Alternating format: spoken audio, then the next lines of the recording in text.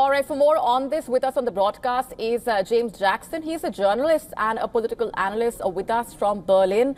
Also with us is Stefano Virgini. He's a journalist and with us from Rome. Thanks very much for being here. Let me begin by asking you, James, to just lay out for our viewers what this moment is really all about, given the kind of shock and given the kind of messages that we are witnessing coming in from around the world.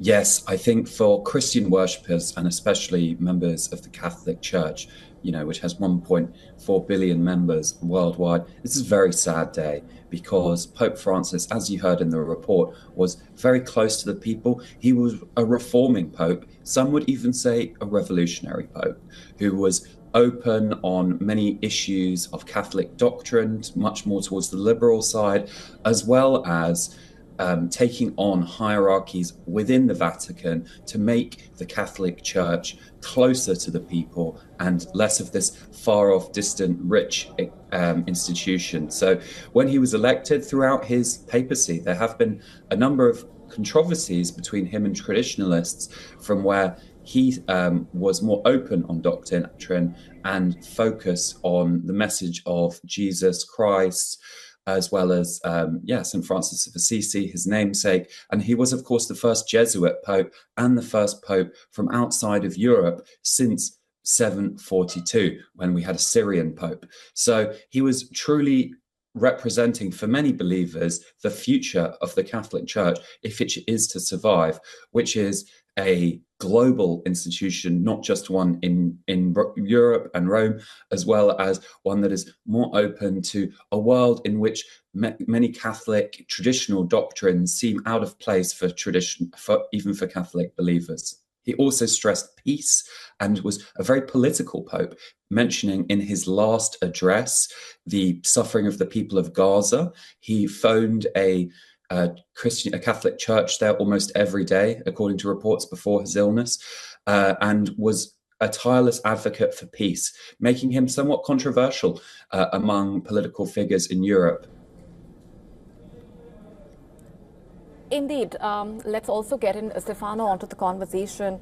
Stefano, as we look at those messages pouring in, the common thread among many aspects being how he was known for his boundless compassion. This is probably the main memory that we will have about Pope Francis. Over his 12 years in power, he faced criticism from especially conservatives who accused him of basically trashing traditions.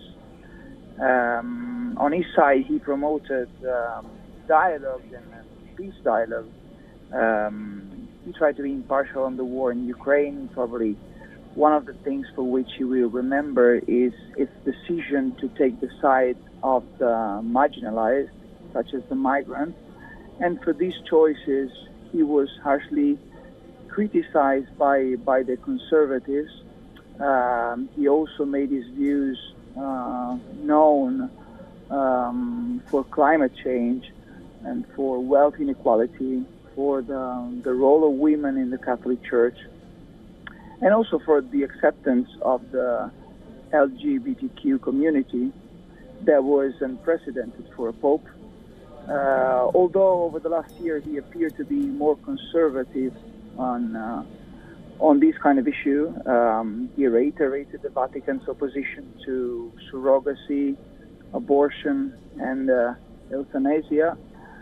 Nevertheless, he will be remembered, I think, especially for his acceptance of the LGBTQ community views. Now it will be interesting to see what is going to happen. And Francis appointed nearly 80% of the cardinals electors who will choose the next pope.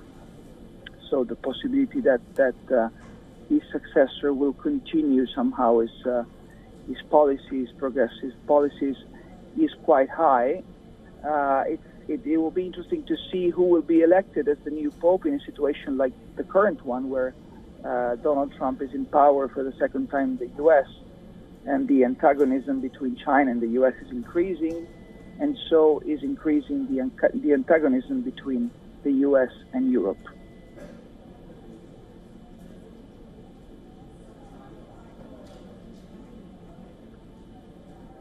Right, Stefano, you're joining us from Rome, and you rightly mentioned that cardinals from around the world are heading to Rome for the conclave as period of intense mourning begins. You also listed out a number of issues that Pope addressed. I want to come back to our guest, James, there. James, my question to you is that how will his legacy be remembered, especially when it comes to his ability to reach out to people, to try and bridge the gap between the orthodox, the conservative spectrum of the society, and against those who were the most reformist section of the society?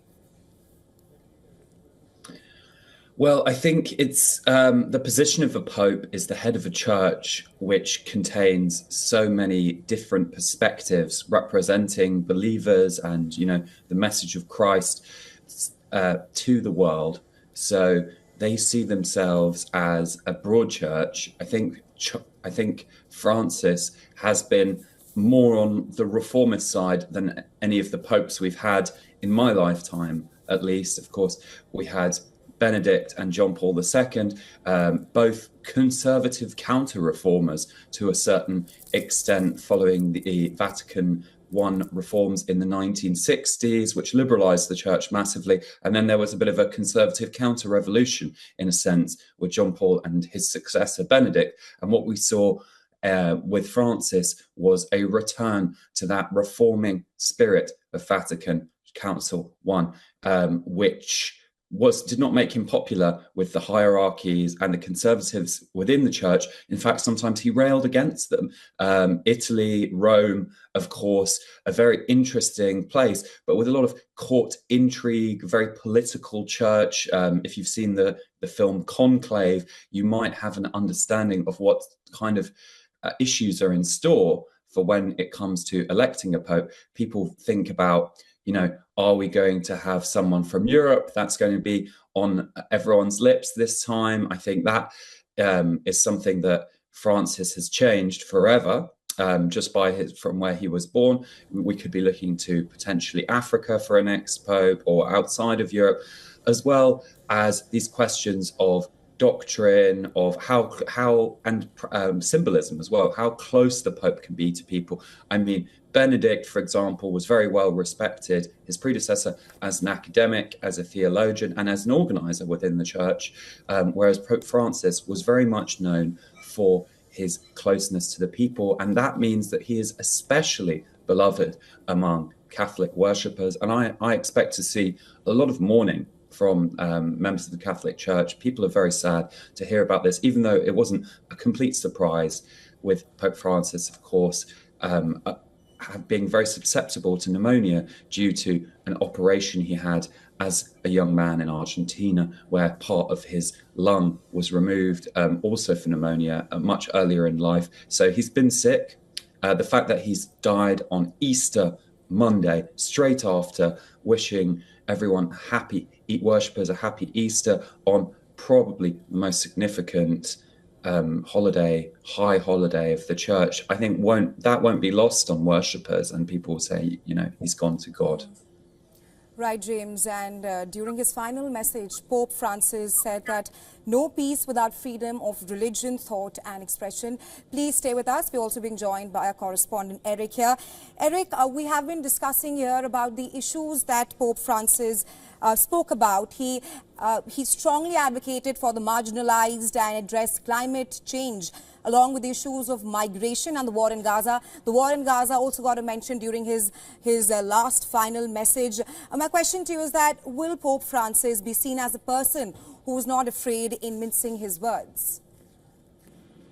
Well, Mahesha, I have to say this is indeed a very trying moment for the world, especially for the Catholic faithful. Most people had to endure a month full of anxiety when the pontiff was hospitalized for double pneumonia. I have to say, seeing the number of people who adored the Pope and went to visit him at the hospital, even yesterday on Easter Sunday, when the Pope made a short tour of the Vatican Square in his Pope mobile, and the way he would just regularly stop and bless children, toddlers, and the excitement on people's faces to see their Pope.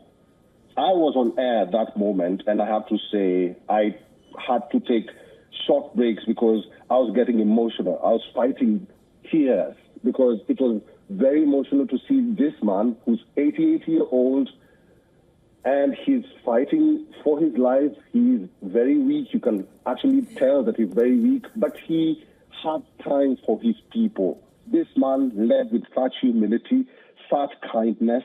He was 88, like I mentioned. He was weak due to his complications, but he made it a point to serve, to speak, to care, and to love. I think after Pope John Paul II, Pope Francis has climbed the ladder of one of the pontiffs who has left a huge trademark, like our guests are saying there, because the fact is, Pope Francis, despite being conservative, stern, reformist, he was a people's pope. So the next pontiff will have a bigger shoe to fill, in my take, and that's what I would say, because it will be interesting to see if at all Africa will have a chance this time. Catholicism is very big in the continent, Rahisha. Right, Eric, like you also mentioned, Pope Francis' language and style was perhaps more inclusive to those who might have previously felt shut out by the church. I'm tossing now back to my correspondent, Molly, who's joining us on the show. Right, thanks for that, Rahisha. As we just summarize for our viewers what the moment is looking like for the world, and as the condolence messages pour in from around the world, let's just take a step back and talk about the way the legacy will be remembered. Stefano, as you were just telling us about the messages that have been coming in, let's also talk about how the legacy of Pope Francis also involves his role as a humble pastor. We also know that he's rejected the tradition of popes having 3 coffins, instead choosing to be buried in just one, made of wood and zinc. Yeah, this is one of the first things that was highlighted from his papacy. That this is why many conservatives from the beginning accused him of trashing cherished traditions. And this was, and also the choice of his name, Francis, like Francesco d'Assisi, was in this sense a vehement of trying to be very different from the previous Pope, Benedict, who was deemed to be more conservative and more careful of the traditions of the church. But this was not only a matter of symbolism, because in fact Francis tried to be very different also on important issues for the entire society, as the attention to the migrants, which is a big issue in Europe, but also on other issues such as the climate change topic, wealth inequality, and so how society is changing, and the role of women and the role of the LGBTQ community. So all these kind of issues were treated very different from Francis, and I think it will be impossible for the church to go back straight to the previous times. So somehow the changes that Francis has brought on the political scene, talking about the Vatican, will be remembered and will need to be somehow modified, but starting from Francis' stances. So it's somehow something that will not be changed, in my view. Right. Just hold that thought there, Stefano. Let me also get in James on this point itself. James, as you just heard Stefano talk about the kind of imprint that Pope Francis has left behind, your views on that, and how there is a marked difference in the way we've been talking about the legacy of Pope Francis and the imprint that he's left behind. I absolutely think that Pope Francis' legacy, as well as being a pope that's involved in politics, as well as being a liberal reformer who took on conservative and orthodox hierarchies within the Vatican, which is not an easy job, as I think everybody can guess from the pushback he received. We're talking about a pope who really knew how to connect with people as a brother, as a father, as a family member, rather than a distant, faraway cardinal overseeing a vast empire.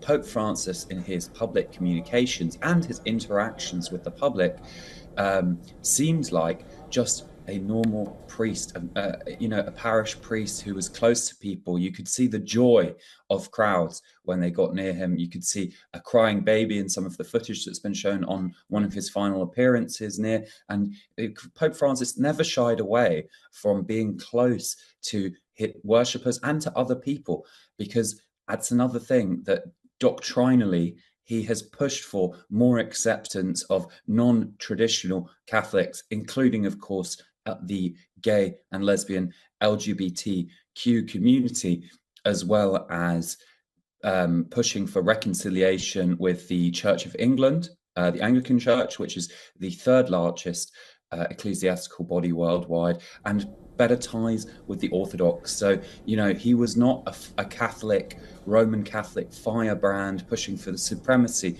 of his church in a divided world. Quite the opposite. Pope Francis, like his namesake, St. Francis of Assisi, was a healer who who wanted to bring people closer together, to heal wounds and fight against injustice, whether that was on the global stage or within the churches, which have, of course, seen very tragically multiple abuse scandals in the last decades and experienced a severe damage to their reputation, not just abuse scandals of child abuse, but also money laundering. So in a sense, he made the church more worldly, but by getting closer to people and not by being wrapped up in sin. To stay up to speed with the latest news, download the WION app and subscribe to our YouTube channel.